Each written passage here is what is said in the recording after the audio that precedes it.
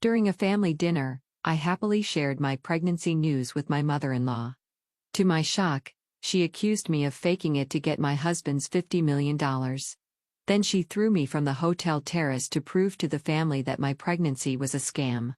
I was injured, and my husband rushed me to the hospital where I'm Maria. Lately, my life has felt like a roller coaster ride. To be honest, I never thought I'd share all of this, but life has a funny way of throwing surprises at you when you least expect it. I'm 31 years old and work as a marketing executive. Up until recently, I thought I had my life all sorted out. A little over a year ago, I married Paul, my college sweetheart. We were so happy and felt like we were on top of the world. Not long after getting married, we got some incredible news. I found out I was pregnant. This was our little secret, and we were beyond excited. One evening, I couldn't keep my excitement in anymore. I turned to Paul and said, "Can you believe it? We're going to be parents." I could barely contain my joy. Paul pulled me into a big hug, his eyes shining. "I know, Maria. It's amazing," he said, smiling. "But remember, we should keep it quiet until after the first trimester." He was calm and thoughtful, reminding me to be cautious, and I agreed. But keeping this huge secret was a lot harder than I expected, especially around Paul's family. Speaking of Paul's family, that's a whole different story. There's Janet, my mother-in-law. She's a nice person, but she can be a bit much. Janet still treats Paul like he's a kid who needs her constant attention and advice. Then there's Paul's dad, Jason, who's usually quiet and doesn't really get involved in family matters. Paul also has two siblings. His sister, Emma, often acts like I'm her competition. She gives me these looks, almost like I stole something from her. Paul's brother, Jacob, barely talks to me, as if I'm not even there. Family gatherings are, to put it mildly, a bit challenging. Take last Wednesday's lunch, for example. Paul and I were getting ready, and Janet suddenly noticed a small wrinkle on his shirt. "Paul, honey, your shirt's wrinkled. Maria, don't you know how to use an iron?" she asked, her tone sharp enough to make me wince. I felt a wave of irritation but managed to keep my cool. "I'll double-check next time, Janet," I replied with a forced smile, trying to stay polite. As if that wasn't enough, Emma jumped in. "Oh, Maria, don't worry about it. Not everyone's meant to be a homemaker," she added with a smirk.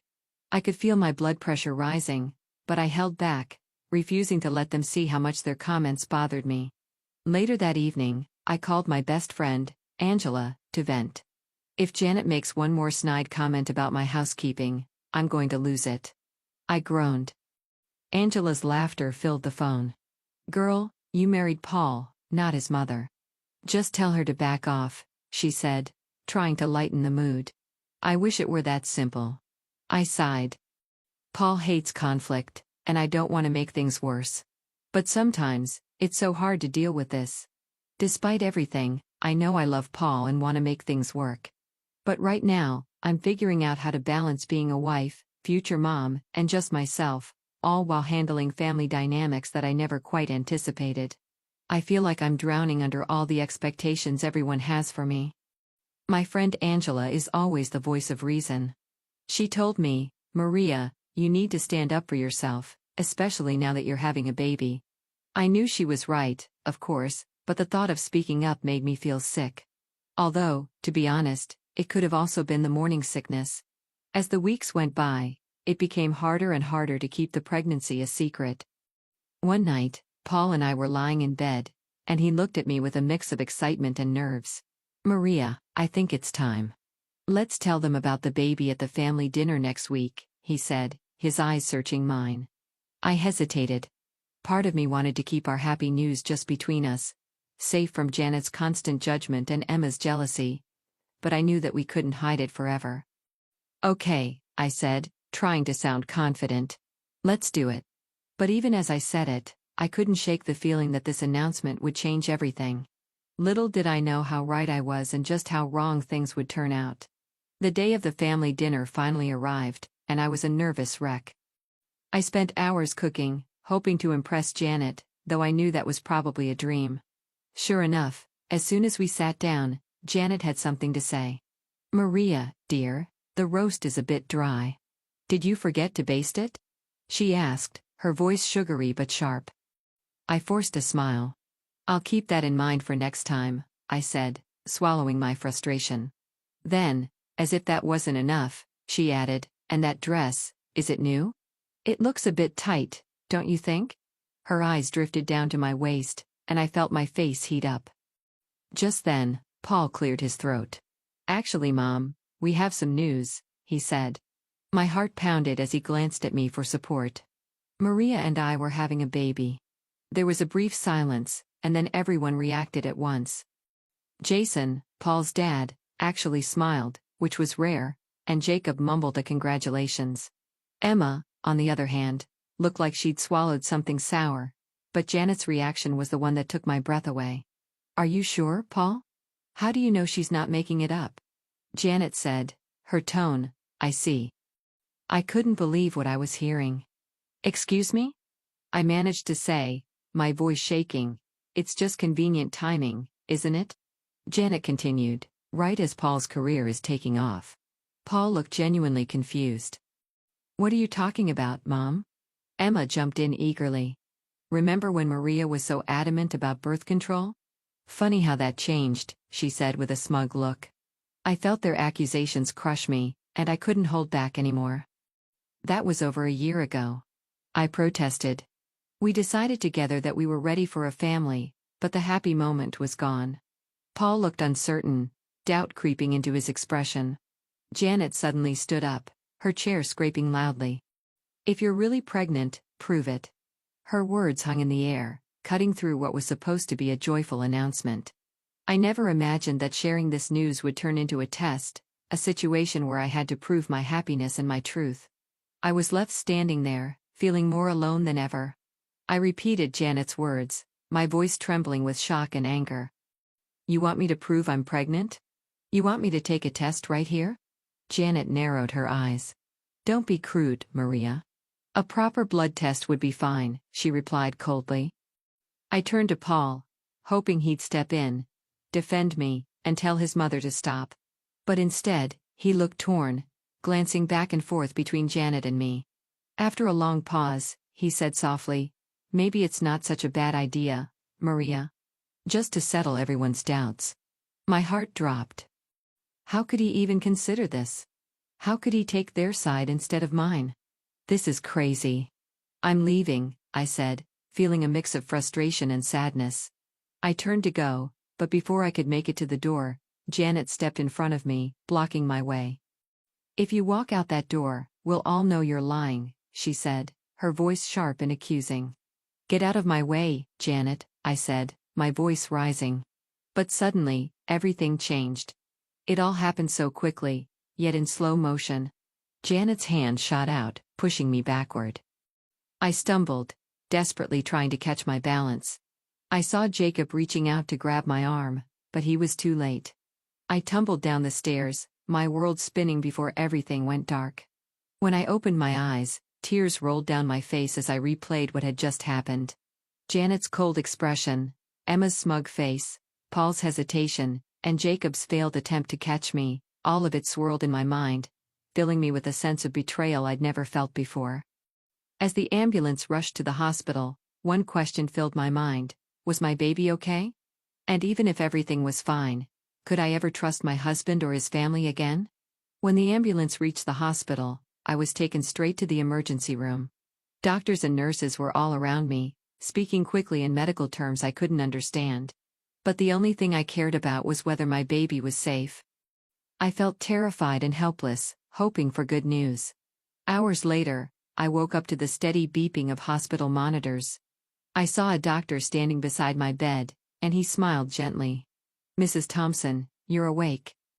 I have good news. Your baby is safe. You're both going to be okay. A wave of relief washed over me, but it was quickly replaced by anger as I remembered why I was there. This was supposed to be a joyful time in our lives, a celebration of our growing family. But instead, I'd been forced to defend myself against accusations from the very people who were supposed to be my family. I glanced over and saw Paul standing by my bedside, his face pale and filled with regret. Maria, I'm so sorry, he whispered, but his words felt hollow. How could he apologize now after allowing his family to doubt me after standing by while I was hurt? I turned away, realizing that things would never be the same. In that moment, I knew I'd have to make some tough decisions about who I could really trust and what kind of life I wanted for myself and my child. This wasn't just about my baby's safety. It was about protecting our future. I don't know what happened, Paul began, but I cut him off, anger bubbling up. What happened? Your mother pushed me down the stairs. That's what happened. He flinched. Mom says it was an accident. She was just trying to stop you from leaving. Before I could respond, my best friend, Angela, rushed into the room. Maria. Oh my God. Are you okay? She turned to Paul, her eyes full of fire. And you? How could you let this happen? It wasn't, I didn't, Paul stammered, but Angela wasn't having it. Save it, she snapped, silencing him. Angela turned back to me, her voice soft now. I'm here, Maria. Whatever you need. Paul looked at me, then stepped out of the room to get some air. As soon as he left, I filled Angela in on everything that had happened. Her face grew darker with each word. We're not letting them get away with this, she said firmly. Just then, we heard voices in the hallway. Janet and Emma were talking. We just need to convince Paul it was an accident, Janet was saying. Maria's always been clumsy. Probably faking this whole pregnancy. Anyway, Angela's eyes widened, and without a word, she pulled out her phone and started recording their conversation. As their voices faded down the hallway, I felt a new resolve inside me. Enough was enough. Angela, I need your help. We're going to fight back, I said, feeling stronger with each word. Over the next few hours, we made a plan. Angela managed to get a nurse to give us copies of my medical records, which showed clear evidence of my pregnancy and injuries consistent with being pushed. We should get statements from the hospital staff too, Angela suggested. They can confirm your condition when you arrived. I nodded but hesitated. What about Paul? He's been texting me, full of doubts and clearly still believing his mother. Forward them to me. It's all evidence, Maria, Angela said, her eyes determined as she gathered everything we needed. I took a deep breath and made a call I never thought I'd have to make. Hello.